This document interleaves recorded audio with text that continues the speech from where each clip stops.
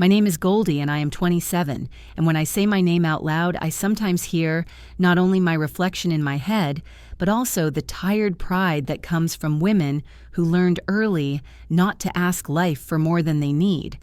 I work as a teacher at the private Riverside school, and frankly, it is the best job that has ever happened to me.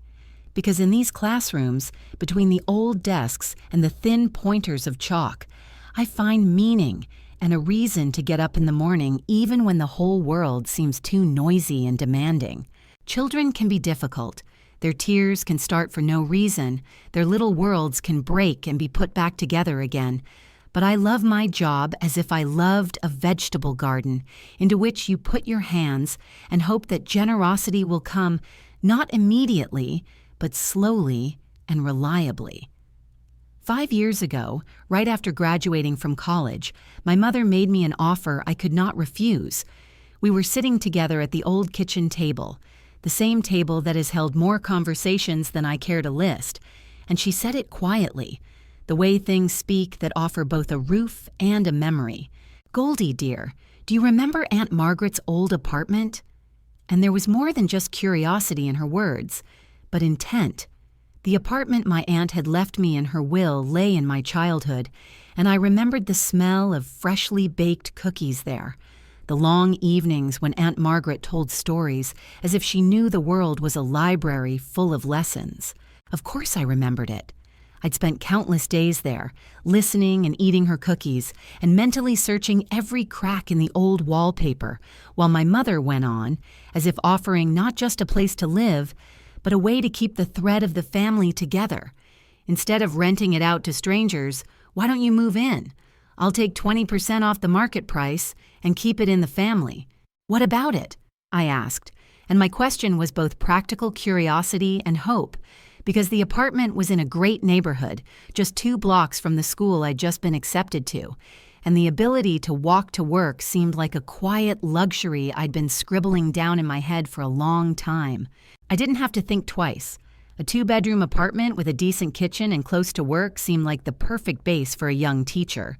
And so I moved in, starting to pay my mom $800 a month, a pittance compared to the $1,000 they were asking in other areas.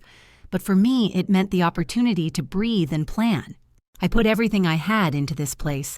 I saved and renovated, replaced the floors with new wooden boards, painted the walls in calm colors, updated the bathroom fixtures, and carefully placed pieces of furniture one by one, as if assembling a picture of a house from small things: a corner sofa, a dining set, a large king-size bed with a memory foam mattress, and even a 65-inch smart TV, because sometimes you want to watch a movie without fear that the pillow will collapse under the old box spring. Mom would come by every few months, touch the granite countertop I'd installed, and say, "You've done such a great job of decorating this place. Aunt Margaret would be proud." And in her hand, I'd read the silent approval that warmed me more than most words. The only thing that sometimes irritated me was my younger sister, Emma. She was 23 and still lived with Mom and Dad, and according to Mom, she was trying to find herself, which, to be honest, meant to me that she slept until noon, went out with friends, and took her time with work. Don't get me wrong, I love Emma. She's my sister. And when she left all her credit cards empty, I closed the account. When she needed money for a bachelorette party in Miami, I gave it to her. And when she burst into tears last year saying, "Goldie, please, all my friends have iPhone 14 Pros, and I have this ancient iPhone 11. I look like a loser." I bought her a $1,200 phone because seeing her happy face seemed like the best investment at the time. But lately, our family dinners have become somewhat strained. Emma has been complaining more and more often about how tired she is of living with her parents. And one evening, while stabbing mashed potatoes with a fork, she said, "I'm so tired of Mom and Dad treating me like a child. I'm 23 years old. I need my independence." And her voice was swirling with defiance and some kind of silent longing. "Well, then get a job and move out," I said, not wanting to be cruel, just being practical. Because for me, independence had always been about responsibilities and steps you had to take yourself. "It's not that simple, Goldie. You don't understand," she whispered back. And at that moment, Dad felt awkward, and Mom just turned the conversation to my job at school. The conversation that stuck with me most was about 2 months ago, when Emma was sitting at the kitchen table, picking at her mashed potatoes with her fork as if she were trying to wring the meaning of her life out of them, repeating over and over the same thing about how she needed her space and how she couldn't live under the same roof with her mom and dad anymore. And I was listening to her, feeling both annoyed and compassionate, and I was asking, trying to keep my voice even and careful, "Okay, what are you going to do?" Because it seemed important to me to see if she had a plan that wouldn't fall apart in a week. She shrugged, and there was something almost protesting in her nonchalance. "I'm considering my options," she said, and it seemed to me that the word options implied a whole series of long lists she hadn't yet made. To my direct questions about the most practical things, about how she would pay her rent without a regular income, she answered briefly and as if she was confident in herself, "I don't know yet, but I'll think of something." And at that moment, I decided not to pry further, because Emma was always one of those people who thinks up something at the last minute and somehow manages to get by. And besides, I had my own life that required attention, lesson plans that needed to be written down to the last detail, homework that needed to be spent on, parents with whom I sometimes needed to talk, and bills that, because of this, no one paid themselves. After that dinner, the conversation faded into the noise of everyday life, like a small wave, and I stopped worrying about Emma's complaints.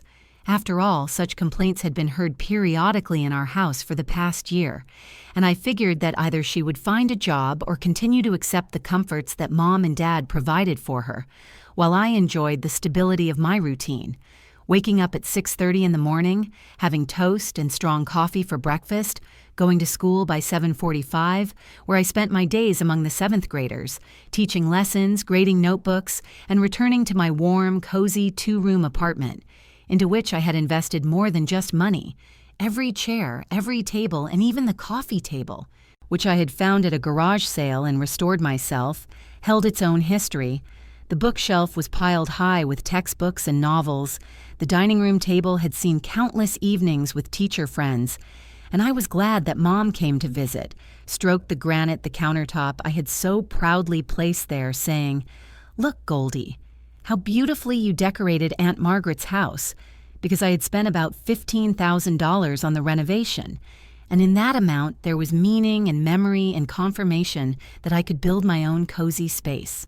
One of those Saturdays when I usually allowed myself to lazily sleep until 9, make a hearty breakfast, and plan out a leisurely day for myself, maybe a walk with friends or a TV marathon on the big screen.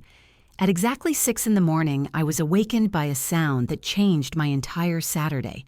I heard the front door open slowly and quietly, and at that very moment my heart seemed to burst out of my chest.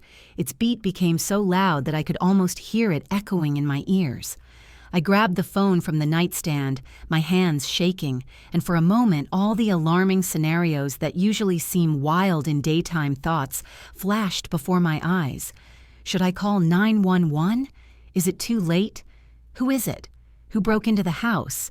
I forced myself to be quiet because the noise could give away my location, and crept up to the bedroom door, pressing myself against the wall so that my breath barely touched the paper of the wallpaper, hearing footsteps in the hallway and some kind of heavy scraping, as if someone was dragging a bulky box or furniture across the floor, and then questions flashed through my head that sent shivers down my spine.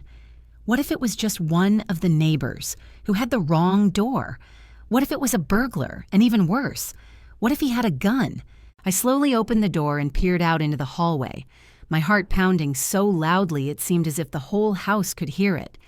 And instead of the expected intruder, I saw my little sister Emma standing in the hallway with 2 enormous suitcases, so big that they themselves seemed like an intrusion into my peace. And at that moment, my fear flared into rage. "What the hell?" I blurted out, louder than I intended, and I walked out of the bedroom in my pajamas, my legs still shaking from the panic I had just had. "Emma, what are you doing? You scared the living daylights out of me," I said, looking at her in disbelief. She smiled her easy, almost carefree smile, as if it were perfectly natural for her to show up at 6 in the morning with luggage. "Oh, hi, Goldie, sorry, did I wake you?" Her voice sounded so innocent that I couldn't immediately find the words. "You woke me up? It's 6 in the morning on a Saturday. Why didn't you knock or ring the doorbell? And why do you have suitcases anyway?" I waved my arms, not believing what was happening. Emma just shrugged, as if it was all a small thing, and started dragging her suitcases into the apartment. "I figured I'd just let myself in. No big deal," she said, and her calmness made me dizzy. "No big deal? How did you even get in here?" I asked, and she answered without changing her expression. "Mom gave me the key." I froze, as if I'd heard something incredible. "Mom gave you the key to my apartment?" My voice trembled. "Well, it's not exactly your apartment, is it?" Emma answered in the same casual tone, as if discussing what kind of pizza to order. "It's Mom's apartment. She owns it." My chest felt cold, like the ground was falling out from under me. "What are you even talking about, Emma?" I whispered, watching her leave her suitcases in the middle of the living room and head straight for my bedroom, my favorite room with a large bed and curtains that I chose myself, with a coziness that I built up over the years. "This is the master bedroom, right? It has more closet space and a better view. I'm going to live in this room," Emma said, as simply as if she were talking about choosing a seat in a restaurant, and immediately opened the closet door. Assistant started sorting through my clothes, as if it was her right. "You can move to the spare room. It's smaller, but it will suit you." I couldn't believe my ears. It seemed like I was in a bad dream from which I could not wake up. "Emma, stop touching my things and explain what's going on." My voice trembled with a mixture of anger and despair. She turned to me and smiled again, that same casual way that made my insides turn over.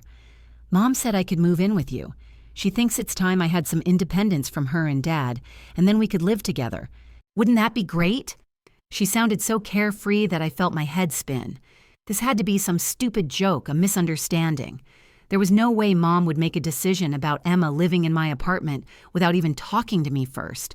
I pulled out my phone with difficulty, my fingers shaking so hard I could barely hit the buttons, and dialed Mom's number. The dial tone rang once, twice, 3 times, 4 times, and finally Mom answered in a sleepy voice. "Goldie, why are you calling so early? It's 6 in the morning." I spoke quickly, haltingly.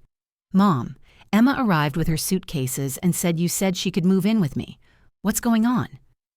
There was a silence on the line, so thick I could hear myself breathing. And then Mom said, "Oh, this Emma needs to learn to live on her own, but she can't afford her own place yet. This is perfect," I seethed. "Perfect for who? Mom, this is my home. You can't just decide to let someone else live here without talking to me." The words spilled out, my voice shaking. "This isn't your home, Goldie. This is my place. It belongs to me," Mom said calmly, and her words hit me harder than if she'd screamed, like a slap in the face that left a mark inside. "I've lived here for 5 years. I've put thousands of dollars into renovating this place. I've made it mine," I said, trying to breathe evenly, but I could feel my insides clenching. Mom only replied evenly, "And I appreciate it, but it's still mine." I took a deep breath, forcing myself not to snap. "Okay, so tell me, how much is Emma going to pay for rent, and how are we going to split the bills?" I finally said, my voice sounding like someone else's, because even asking about money at that moment felt like a feeble attempt to maintain control over a situation that was falling apart right before my eyes. Mom laughed, and it was the kind of laugh that always hurt me more than any words. Light, almost mocking, as if I had said something stupid, and now she was saying it outright. "Emma is not going to pay rent, Goldie, you will." I felt a wave of rage and despair rise up inside me, and my voice broke. "This is crazy, Mom. Why should I pay for her to live here if I never even agreed to it?" But Mom, as if not noticing my pain, continued in a cold, confident tone.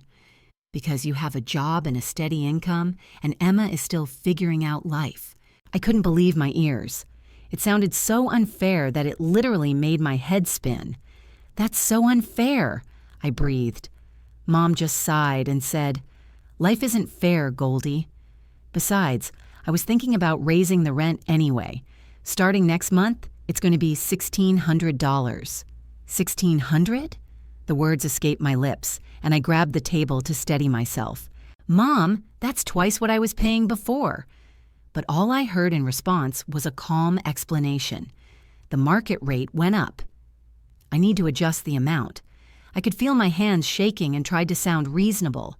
"Mom, $1,600 is actually more than the market rate for this area. I could find a better apartment for less." "Is that a threat? Do you want to move out?" she asked, and there was an icy indifference in her voice. "I'm saying it's not fair, and you know it," I replied, but my mother did not flinch. "Well, Goldie, if you want to move out, that's your choice. Emma has 2 friends who are looking for a place, and they will pay the full $1,600, no questions asked." I felt as if someone had punched me in the gut, taking the air out of me. "Are you serious?" I asked, hoping to hear at least a hint of doubt in her voice. But my mother said absolutely calmly, "Absolutely serious. So what will you decide?" I could not listen to her any longer, and with tears welling up in my eyes, I hung up. The phone almost slipped from my trembling fingers. 5 years of my life, 5 years that I had invested in this house, in every floorboard, in every curtain, in every detail. For 5 years I had called this my home, and my mother was ready to kick me out for Emma and her friends. Emma poked her head out of my bedroom, which she now assumed was her room. "So when are you moving into the spare room?" she asked, as if it were a done deal. "I want to get settled in today." "Soon," I answered, barely a whisper, because my voice was shaking and I knew that if I spoke any louder, I would lose my temper. I spent the rest of Saturday on my laptop, frantically browsing rental listings, scrolling through endless pages of photos, my heart pounding with anger and resentment. But I kept it together because I knew I needed to focus on finding a new place to live, or I would break down. I knew one thing. There was no way I was staying here like this. Emma spent the day blasting music from my old bedroom, laughing loudly while talking on the phone with her friends, and I could hear her making plans for the parties she wanted to throw in this apartment. My apartment. By the end of the day, I had found 3 options that seemed more or less suitable. All were smaller than this apartment, and all cost more than what I was paying my mom before the crazy raise. But they had something that this one didn't have: my dignity and peace of mind. I scheduled viewings for the next day, determined that I had to get out of here as soon as possible. Sunday came, and I woke up early after barely sleeping the night before, tossing and turning and staring at a ceiling that no longer felt safe. Emma was still snoring in my old bedroom, and I quietly made myself a coffee, checked the addresses of the 3 apartments on my phone, and went looking for a new place. The first apartment was terrible. The online photos were deceiving, and in reality the walls smelled of cigarettes and the ceiling was stained with dark water stains. The second was better, but the price was completely out of line with what it offered. Only the third apartment was different. It was in a quiet neighborhood about 15 minutes from my school. The building was old but well kept, and I was greeted by a friendly landlady named Mrs. Chen, who showed me around in person. It was small. Only 1 bedroom instead of the 2 I was used to, but it had character. Warm wooden floors, large windows that let in the light, a cozy kitchen that caught the sun in the mornings, and all of it made for a peaceful atmosphere. Mrs. Chen said the rent was $950 a month, plus the first and last month's rent and a security deposit up front. It was more than I'd paid my mom originally, but less than the insane amount she was now demanding. And most importantly, it would be mine alone. No unexpected roommates, no manipulation, no family drama. I agreed, I said without hesitation, because every tiny thought of my own little place seemed like a breath of air after a long dive. And when Mrs. Chen asked, "When can you move in?" I answered almost immediately, "Next week, if you can accept the deposit by Wednesday." And we shook hands right at the front door, as if we were sealing the deal not only with paper, but with human warmth. After which, I wrote her a check for the deposit and felt how the huge weight that had been dragging behind me for months, like an old bag of stones, finally fell from my shoulders, because the thought that I would finally have my own personal space again warmed me better than the coffee I drank on the go that day. But on the way home, wrapped in the arms of relief, the reality came back to me, and it was stinging and uncomfortable. I had invested so much money in my mother's apartment over the years. Renovations, new floors, furniture, appliances. Each purchase was like a small promise to myself that I had kept with months of nights of tutoring and extra work.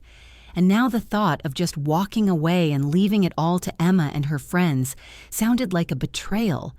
Was I really going to accept the fact that all my furniture, bought with my own hands and my savings, the corner sofa that I had saved up for months, the dining set that I had paid for with part-time jobs, the bedroom set, the coffee table, and even the kitchen appliances that were replacing the old ones, all of this would now become someone else's decoration? Hell no, I said out loud to myself. And that night, staying up late, I began to formulate a plan with military precision. I called Jake, a friend who works for a moving company, and despite being woken from a disgruntled sleep by my late call, he answered almost immediately. "Hey, are you working this Wednesday?" I explained that I needed to move some things, but that it would have to be done while my roommate was away, and he said he'd try to help. Then I called Lisa and Mark, two people who always came to the rescue, and to my relief, they agreed to come over in the morning and help me pack up the boxes. The plan was simple and cynically pragmatic. Emma usually left around 10, met friends at the mall or somewhere, and stayed late, which gave us plenty of time to sort things out quietly and quickly. Wednesday came and I, stretched out in my bed of lies, lied to the principal, said I wasn't feeling well because it was an emergency that couldn't wait, and even though I felt a little guilty for letting people down, it felt necessary, like saving my boundaries. And I watched from the window until I saw Emma, wrapped in the sunglasses I'd given her for her birthday, walk out with a large bag and head away. And as soon as she was out of sight, I called Jake. "She's gone. Come over." Lisa and Mark were the first to arrive with boxes and packing tape, and we worked like a well-oiled machine, carefully packing and labeling the boxes. The sectional sofa, the dining table and chairs, my bedroom set, the coffee table, the TV, even the kitchen appliances I'd bought to replace the old ones were all neatly tucked into the boxes. "Are you sure you want to take the microwave?" Lisa asked doubtfully, and my heart sank with some awkwardness. But I answered firmly, I bought it, because I had paid for every purchase with my own labor, and I was not going to leave behind only empty walls. Let Emma sort out her own kitchen. The only things I decided to keep were the old furniture that actually belonged to Aunt Margaret, the kitchen table and chairs, and the ancient chest of drawers in the guest room, because these things were a link between generations, and I did not want to completely sever the memory. Everything else, mine. We loaded into the truck. The work of Jake and his team was amazingly professional, and in less than 3 hours, my entire world in boxes was standing in the back, ready to go to a new life.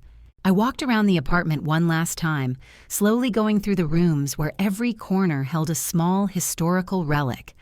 A stain on the floor from spilled tea, the mark of a crooked painting, fingerprints on the glass, and without my things, it seemed frighteningly empty, almost sad. But I was not overcome by grief.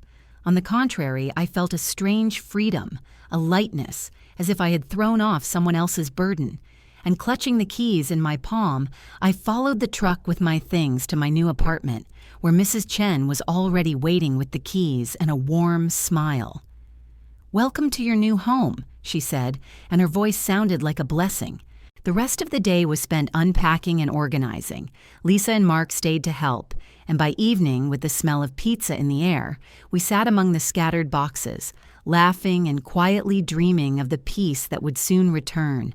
And for the first time in a long time, I felt like I had not only saved my things, but also restored a part of myself. 8 months of quiet life passed, and I really began to understand what it was like to live without constant drama, as if someone had finally turned off the loud old radio and left me with the ability to hear my own thoughts. My morning coffee in the sunny kitchen became my sacred ritual. I would slowly get ready for work without worrying about someone rushing to the bathroom screaming, "I need it now!" The commute took a little longer, but I considered it a small price to pay for peace of mind. And in those months, I was not ashamed to admit that I began to value solitude as a space for restoration. At work, I was perhaps more sensible than before. I knew how to refuse gently but firmly. I rearranged the schedule of consultations so as not to bring home the burden of unfulfilled obligations. And the students perhaps even noted in their notes that I began to listen to them more attentively, not so much with words as with my eyes. Colleagues invited me to coffee breaks, and I carefully returned to myself small pleasures. Evenings with a book, walks in the park, sketches in a notebook in which I wrote down not only English lessons, but also fragments of life that I cherished. Sometimes, however, the past came without warning, not as a threat now, but as a ghost that could not be completely rid of. I would open the mail and see an old postcard from Aunt Margaret, a casual message from Mum, a dry, "How are you?" in which whole mountains of expectations were hidden. And then I noticed that the calm that I was building was fragile, like porcelain, and required careful handling. But now I knew how to hold it so as not to break it. One of those evenings, Lisa called me. "Listen, there is a meeting for the neighbors in the old neighborhood. They want to remember those who lived here many years ago. Do you want to tell us?" And at first, I waved it off. Another event, another duty. But somewhere inside, a quiet note sounded. This was a chance to bring my aunt's name back into the conversation, not as a reason for family quarrels, but as a bridge to people who remember how our yards were arranged and how we trained to live by the rules of mutual assistance. I agreed, feeling that this step, both for me and for her memory, was important. That evening, when the hall was decorated with simple frames with old photographs and soft lighting, I spoke calmly, as if I was walking around the room holding a cup of tea, and spoke of Aunt Margaret not only as a good neighbor, but also as a woman who knew how to contain resentment and maintain dignity. And when after my speech, an elderly neighbor with wet eyes came up to me and said, "Thank you. You reminded us that a home is not only walls," I felt something warm and real light up inside. Not resentment, not revenge, but the realization that you can choose a different way of communicating with people, even with those who once made a painful choice. After the evening, I returned home, and in the silence of the new apartment, among my own books and things, I allowed myself to think about what it means to be a daughter and sister at an older age, about how our mothers sometimes do things that hurt, but often do it out of fear or from their own unhealed wounds. And I decided that it was important for me to learn to stay in touch with my root without losing myself, to talk to my mother not through reproaches, but also without closing my eyes to my feelings. This is a subtle path, and I was ready to begin to take even small steps in its direction, not promising peace to the whole world, but promising myself the respect and peace that I paid for with my work and which I now wanted to share carefully and with those who are able to hear. For the first time in years, I felt like I could breathe freely, and the sensation felt unfamiliar and almost fragile, as if I were afraid that one awkward movement might destroy the entire delicate balance.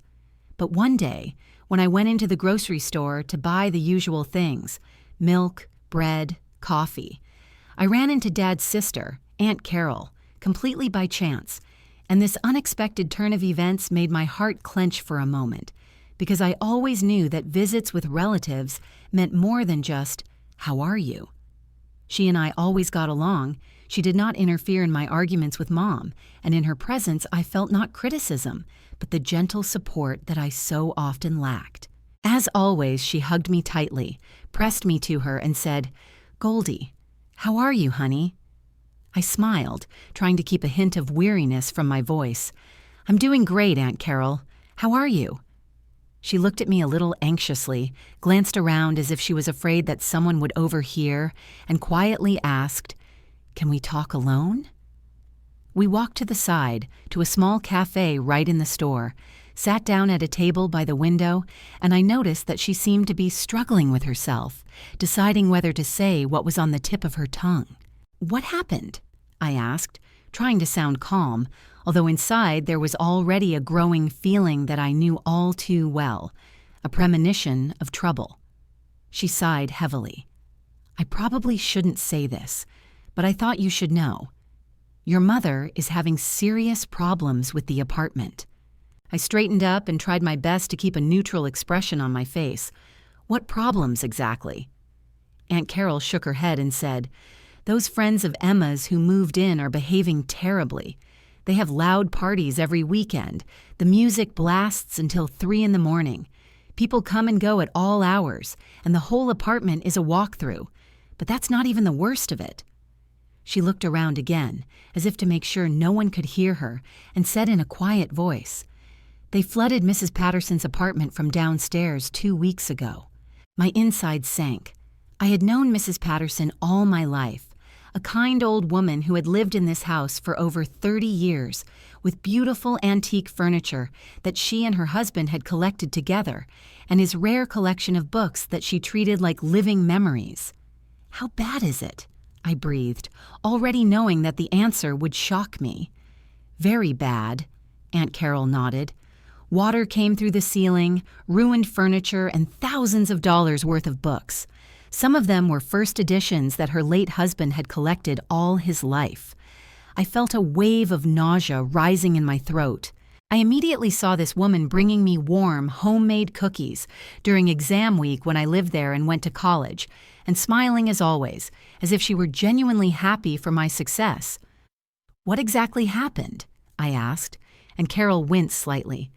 "They were having a party, and someone filled the bathtub and left it there, and they got drunk and didn't notice the water was running until it burst through the floor." I covered my face with my hands. "Oh my God," Aunt Carol continued. "Mrs. Patterson is demanding $20,000 in damages and is threatening to sue if your mother doesn't pay. She has all the paperwork to prove the damage." "$20,000, I repeated, smiling ironically, because it was hard not to notice the bitter justice of the situation. My mother had been so eager to increase her income through rent that she now received a bill that exceeded my monthly payment 25 times. "How do you know all this?" I asked. "She called me herself," Carol explained, "because she knew that we were related, and she hoped that maybe I could influence your mother to come to an amicable solution. But your mother claims that she bears no responsibility because it was not she who did this, but her tenants. Only Mrs. Patterson's lawyer told her straight. By law, a landlord is responsible for the actions of his tenants." We spent a few more minutes talking about the details, and all the while I felt a weight growing inside me, like a stone on my chest. Aunt Carol eventually apologized and said she had to go, but there was so much sympathy in her eyes that I knew she knew how much it hurt me to hear this. I watched her go and then walked slowly to the car, and that conversation stayed in my head for days, coming back again and again like a badly healed wound that can't be ignored.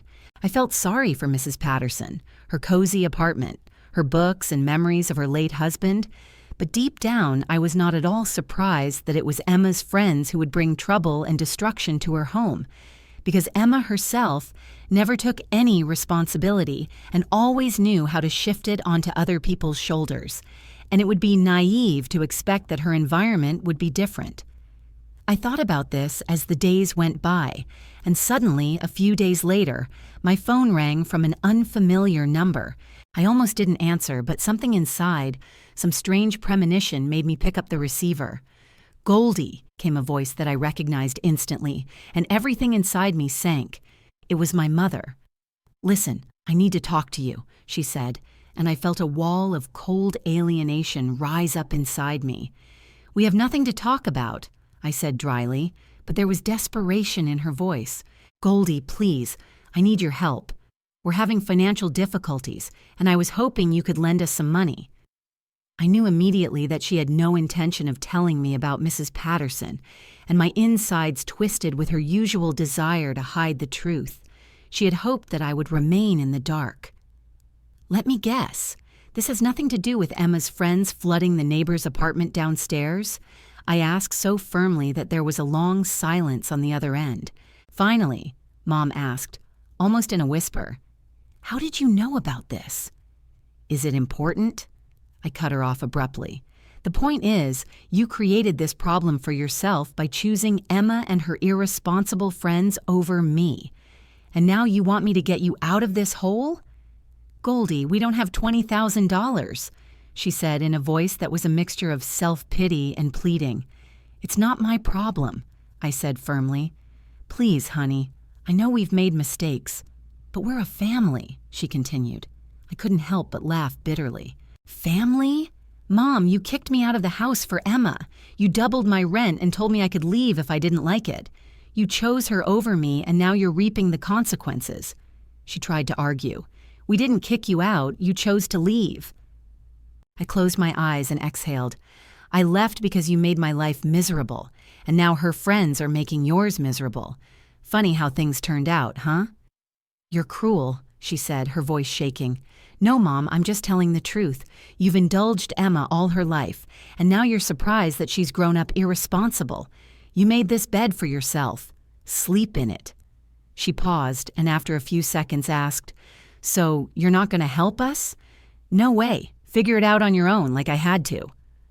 I hung up and immediately blocked the number, not giving myself time to regret my words. Months passed, and I still didn't know how they resolved the situation with Mrs. Patterson. I could only guess that either Mom had found the money or that she had gotten a lawsuit. But whatever the outcome, it was no longer my business.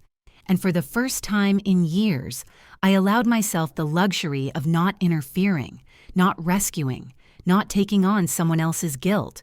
One day, when I was shopping for a dress for a teacher's conference at the mall, I saw her. Emma was standing behind the counter of a fancy clothing store, a name tag on her chest, carefully folding sweaters. She looked up and met my gaze, and in that second, I felt she recognized me. But then, as if burned, she turned away and pretended we didn't know each other. She fidgeted, nervously adjusting the piles of clothes, just to avoid eye contact. I walked past her without saying a word. What could I say? Words were superfluous. All I noticed was that she had a job, and it was clearly better than the one she had when she and her friends broke into my apartment.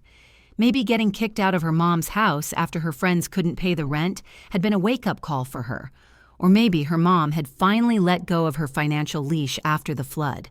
Regardless, it seemed like poetic justice that Emma was now making her own living. I had left them all to their own devices and built a new life for myself where no one could take advantage of me anymore.